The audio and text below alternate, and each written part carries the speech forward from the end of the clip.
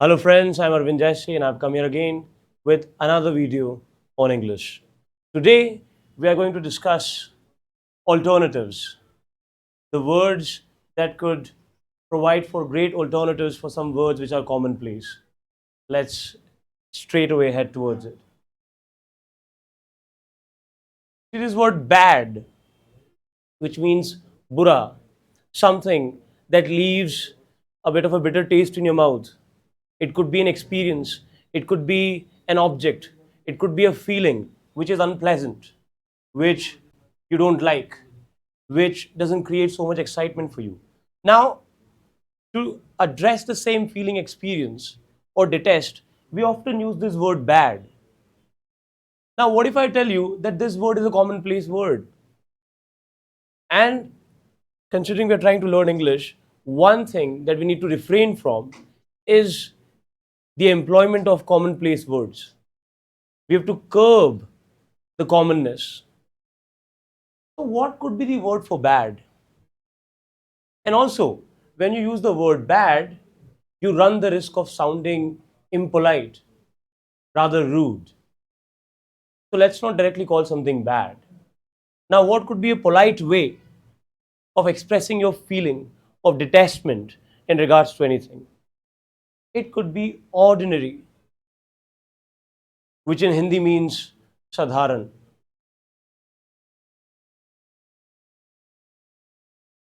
Now, something that you find bad, you could simply call it ordinary. For example, I don't like the traffic system of my city. So rather than calling it bad directly and pontificating at it and running the risk of sounding rude, I can use the word ordinary, which does serve the purpose and saves me from sounding rude and impolite. The traffic in my city is ordinary. The biscuits nowadays are ordinary. They aren't as good as they used to be back in the day. Now, I'm not calling them bad directly. I'm not sounding impolite.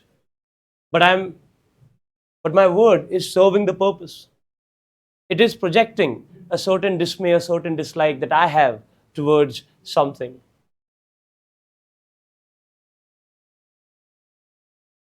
Now think of things which you don't like or you're dismayed at. I believe our population is growing at a rapid pace. Maybe our policies in regards to population control aren't apt, aren't apposite. So our population control policies are ordinary. And when I call it bad, as I've stated it already twice, I would run the risk of sounding impolite, sounding rude. So when I use this word, I save myself from sounding rude and impolite. Now think of something else. You saw this World Cup that just happened, the Cricket World Cup. And it's conspicuous that the number of teams which play high quality cricket has shrunk. If you compare that with the World Cups that took place 10 or 20 years ago, majority of teams were competitive. Now, the competition level in cricket has become ordinary. Can you think of something else? Something that needs improvement? Maybe the music level. There was a point in time when India was home to great eclectic music, something that could enthrall the listener. Maybe now that is not the case.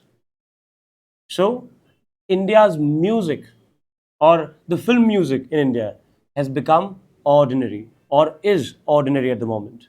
What else? If you think that the movies and their qualitative aspects have been dogged or aren't as good as they used to be back in the day, then the movies have of late become ordinary and they need to up the ante. Now, here you can use one more word. If it's ordinary and you feel that improvement is needed, you can use it needs improvement.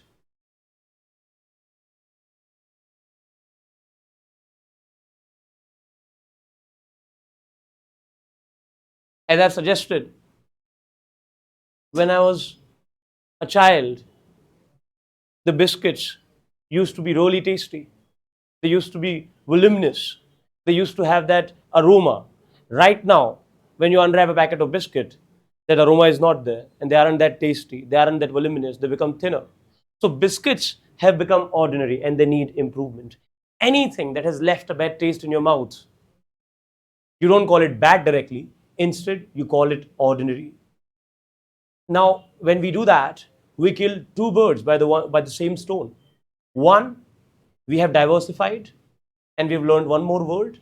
Another, we don't, as I've stated it twice already and I'm stating it again, we don't run the risk of sounding impolite.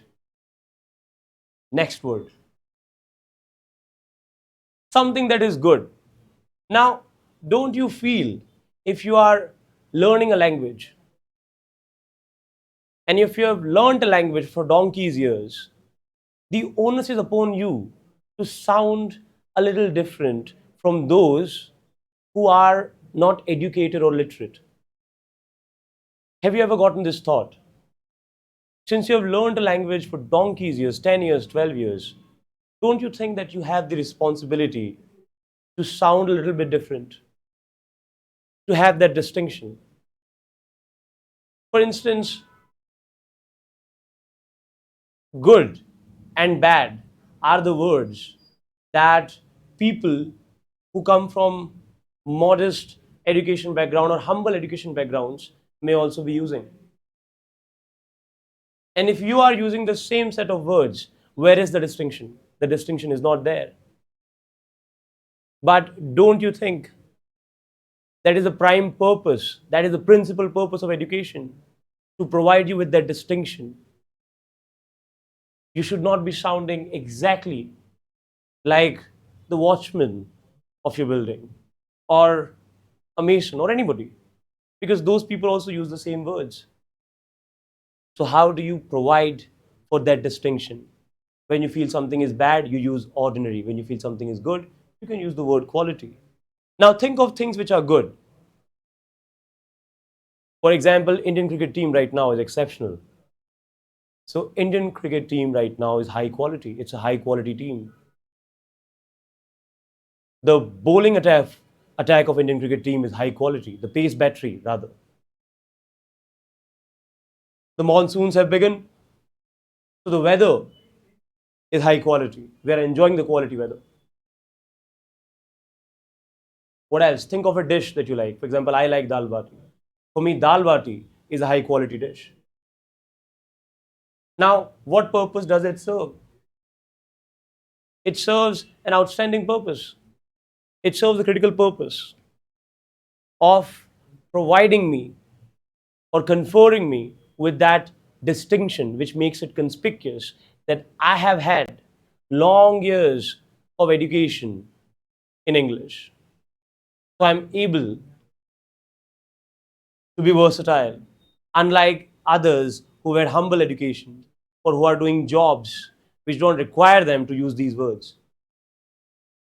But if you are doing a job which requires you to use words of the higher echelon, then you need to. You need to save yourself from sounding exactly like the people who are doing scratch level work. Next word.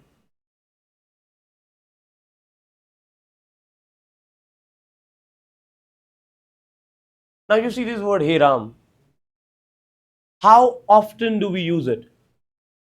For example, if we ourselves or somebody that we happen to know of is going through a tumultuous time, or if an outcome hasn't turned out as it was ideally supposed to turn out, then we use this Hindi slang a lot. Hey Ram.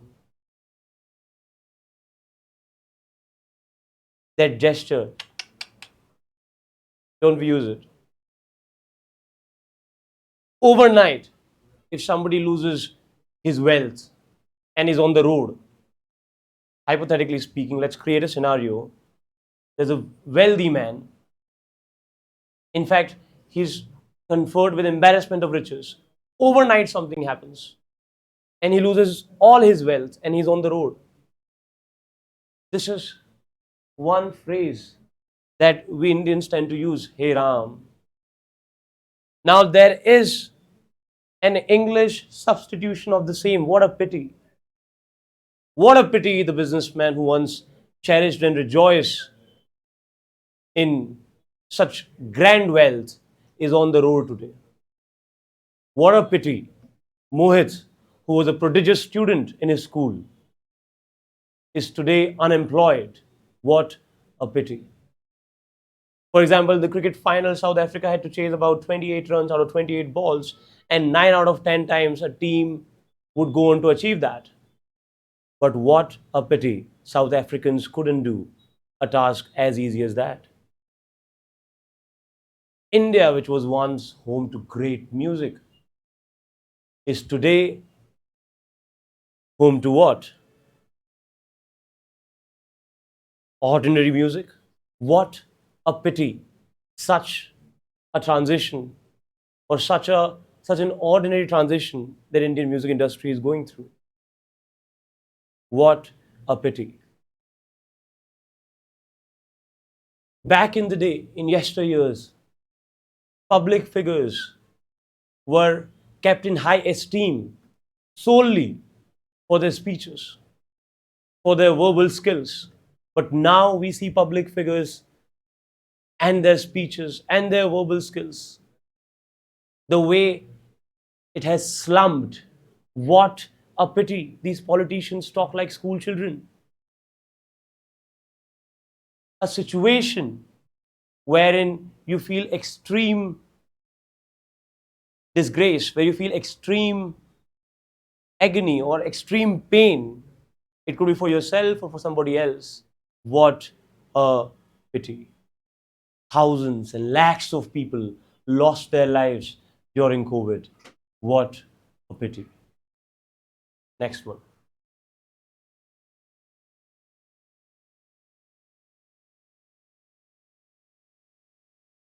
Now, liking and disliking. Again, I like, I dislike. These are the words that are employed by people who aren't learning the language for the longest years. They just happen to use it because it's become a part of their subconscious because everybody uses it. But you need to diversify. You can't be using the same set of words or the same couple of words like and dislike. Because then you run the risk of sounding commonplace. And if you sound commonplace and if you sound normal, just like everybody else, your listener would never want to listen to you again because you sound just like anybody whom they've just met. A chauffeur would know these words. A watchman would know these words. A mason would know these words. Everybody would know these words. Even a person who has never studied, even a person who is bucolic would know these words. Let's not use the word I liked the concert. Concert piqued my interest. If you like spicy food piques my interest. Pique. If you like rock and roll piques my interest. Whatever you like. Let's refrain from using the word like. Because as I've said, you will sound commonplace when you'll use these commonplace words. And considering it's you, and considering you put in efforts in learning the language, and you've been educated in this language, you just cannot. It'll be a crime to be using these commonplace words. What else do you like? If you like traveling, then traveling piques my interest. If you like lakes pique my interest. The crux of the matter is to refrain from using words which are used or employed by en masse, or which are employed by people who aren't even educated. If anybody who comes from a bucolic background or isn't educated is using some words in English, then you need to put your foot down and tell yourself that these are the words I'll refrain from, because my responsibility is to project the distinction between me and them. And that could only come by when you diversify, when you become a little more versatile, when you become eclectic. If you want to learn the same at length, and heighten your senses more, then you can join our offline batch at Anushka. I'll see you next time. Thank you.